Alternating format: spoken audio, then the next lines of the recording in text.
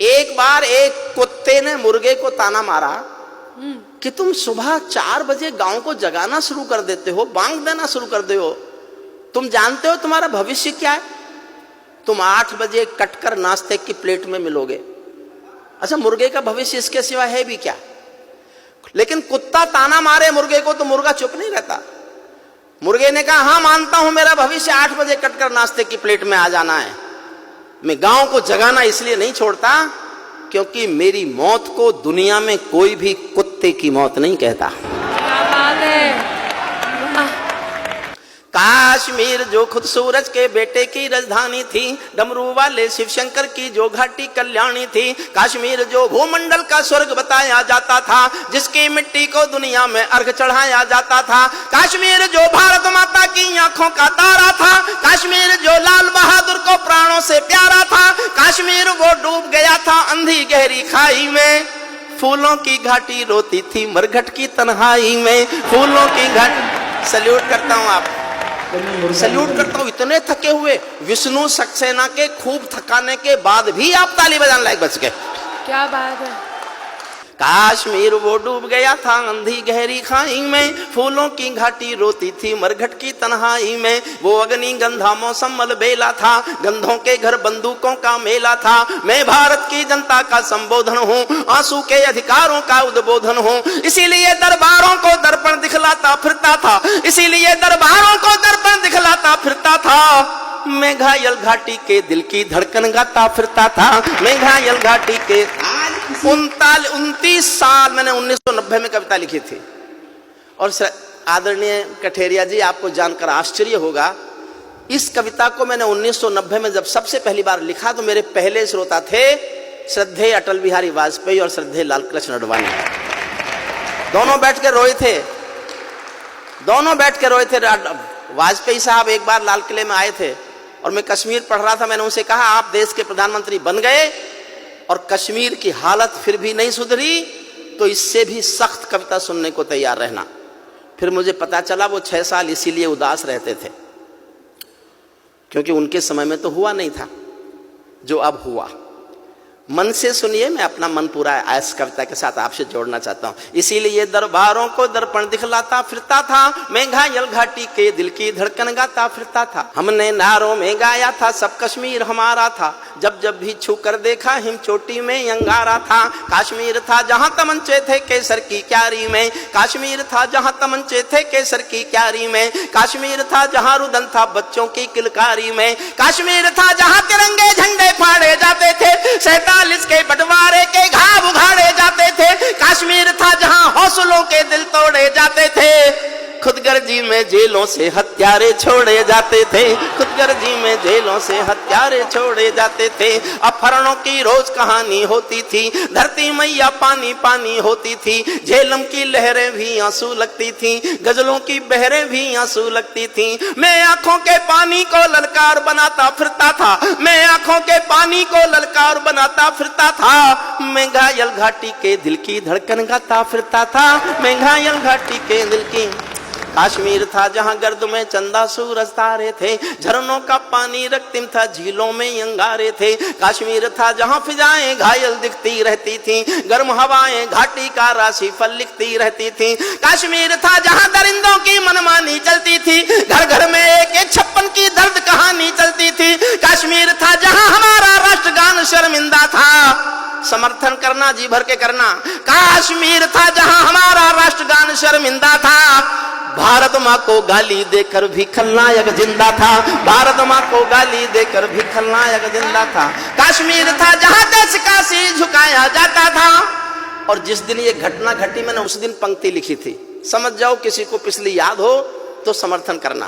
काश्मीर था जहां देश का मान गिराया जाता था, मस्जिद में गद्दारों को खाना भिजवाया जाता था, गूंगा बहरापन ओढ़े सिंह, गूंगा बहरापन ओढ़े सिंहासन था, गूंगा बहरापन ओढ़े सिंहासन था, लूले लंगड़े संकल्पों का भाषण था, फूलों की घाटी लाशों की मंडी थी, फूलों की घाटी लाशों की मंडी था, अनुशासन का पूरा दौर शिखंडी था, अनुशासन का पूरा दौर शिखंडी था, मैं इस कोढ़ी कायरता की लाश उठाता फिरता था, मैं घायल घाटी के दिल की धड़कन गाता फिरता था, मैं घायल घाटी के दिल की।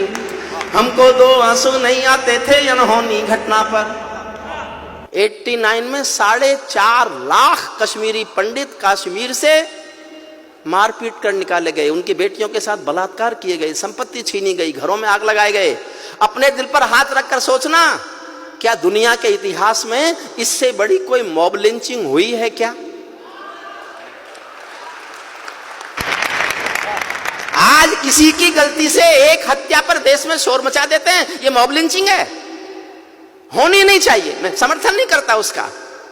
लेकिन 4.5 लाख लोगों का घर से बाहर निकाल देना अगर मॉब लिंचिंग नहीं थी तो हिंदुस्तान में कोई मॉब लिंचिंग होती नहीं। हमको 2 आंसू नहीं आते थे, मेरा साथ देना, मैं इतिहास खोल रहा हूं। हमको 2 आंसू नहीं आते थे अनहोनी घटना पर, थोड़ी सी चर्चा होती थी बहुत बड़ी दुर्घटना पर। राजमहल को शर्म नहीं थी, घायल होती छाती पर, भारत मुर्दाबाद लिखा था श्रीनगर की छाती पर। मन करता था फूल चढ़ा दूं लोकतंत्र की अर्थी पर। भारत के बेटे निर्वासित हो गए अपनी धरती पर, भारत के बेटे निर्वासित हो गए अपनी धरती पर। वे घाटी से खेल रहे थे गैरों के बलबूतों पर, जिनकी नाक टिकी रहती थी पाकिस्तानी जूतों पर। कश्मीर को बंटवारे का धंधा बना रहे थे वे, कश्मीर को बंटवारे का धंधा बना रहे थे वे। जुगनू को बैसाखी देकर चंदा बना रहे थे वे, फिर भी खून सने हाथों को न्योता था दरबारों का। जैसे सूरज की किरणों पर कर्जा हो अंधियारों का, जैसे सूरज की किरणों पर कर्जा हो अंधियारों का। कुर्सी भूखी थी नोटों के थैलों की, कुर्सी भूखी थी नोटों के थैलों की, कुलवंती दासी हो गई रखेलों की। एक नाम लेता हूं कविता में, उसका नाम सुनकर आपके दिल में आदर की, प्यार की, सम्मान की हिलोर उठे तो उस हिलोर को तालियों में बदल देना। कुर्सी भूखी थी नोटों के थैलों की, कुलवंती दासी हो गई रखेलों की। घाटी आंगन हो गई खूनी खेलों की, बहुत जरूरत थी सरदार पटेलों की, बहुत जरूरत थी सरदार पटेलों की। मैं घाटी के आंसू का संतरास मिटाता फिरता था, मैं घायल घाटी के दिल की धड़कन गाता। एक छंद पढ़ रहा हूं साहब। भारत मां को इस समय सोने दो, बड़ी मुश्किलों से इस बहादुर सरकार की कोशिशों के बाद भारत मां सुकून से सोने की हालत में आ गई। वाह वाह वाह वाह वाह, बहुत बढ़िया। मैं एक छंद पढ़ रहा हूं। जब चौराहों पर हत्यारे महिमा मंडित होते थे, जब चौराहों पर हत्यारे महिमा मंडित होते थे, भारत मां की मर्यादा के मंजर खंडित होते थे। जब कृष भारत के नारे थे गुलमर्गा की गलियों में, शिमला समझौता जलता था बंदूकों की नलियों में। तो केवल आवश्यकता थी हिम्मत की खुददारी की, तो केवल आवश्यकता थी हिम्मत की खुददारी की। 56 इंची सीने में ही आशा थी दमदारी की, 56 इंची सीने, 56 इंची सीने से ही आशा थी 56 इंची सीने से ही आशा थी दमदारी की। संविधान को बदल दिया है घाटी गैर नहीं होगी, जहां तिरंगा नहीं मिलेगा उनकी खैर नहीं होगी, जहां तिरंगा नहीं मिलेगा। बहुत प्रणाम करता हूं आपको साहब, क्या बात है। इसीलिए आवश्यकता थी हिम्मत की खुददारी की, 56 इंची सीने से ही आशा थी दमदारी की। संविधान को बदल दिया है घाटी गैर नहीं होगी, जहां तिरंगा नहीं मिलेगा उनकी खैर नहीं होगी। जिनको भारत की धरती न भाती हो, भारत के झंडों से बदबू आती हो, जिन लोगों ने मां का आंचल फाड़ा हो, दूध भरे सीने में चाकू गाड़ा हो, मैं उनको चौराहों पर फांसी चढ़वाता फिरता था। मैं घायल घाटी के दिल की धड़कन गाता फिरता था, मैं घायल घाटी के दिल की। अंतिम छंद पढ़ता हूं। अभी भी उधर से बयान आते हैं हमारे पास 1 पाव का एटम बम है, हमारे पास आधी किलो का एटम बम है। देखिए साहब, मैं बोलना नहीं चाहता, सांसद जी आपसे अनुमति लेकर आपसे माफी मांग के बोलता हूं, और ये मैंने बहुत दुखी होकर बोला, ऐसे नहीं बोला। रोज डराता है हमको एटॉमिक युद्ध होगा, एटॉमिक युद्ध होगा। मैंने कुछ मेरे दोस्त साइंटिस्ट हैं उनसे पूछवाया कि मान लो एटॉमिक युद्ध हो ही जाए, क्योंकि उसका भरोसा क्या? जो दुनिया में किसी के भरोसे लायक नहीं है, हमारे लायक तो होगा ही क्या? मान लो हो ही जाए तो क्या होगा? बोले जी दोनों देशों के 25-25 करोड़ लोग मर जाएंगे। मैं एक दिन सोचता रहा और जब उसी दिन शाम को मैंने उनके एक मंत्री का बयान सुना कि हम एटॉमिक युद्ध कर सकते हैं, तो मैंने कहा कि होने दो, होने दो, हम 25 करोड़ मरने को तैयार हैं, तुम तो रेगिस्तान हो गए, बचा क्या? अगर तुम अपने को पूरा मिटाकर हमारे थोड़े से कम कर दो तो हमें कोई नुकसान नहीं है, हमको जनसंख्या नियंत्रण कानून लाने की भी जरूरत नहीं है।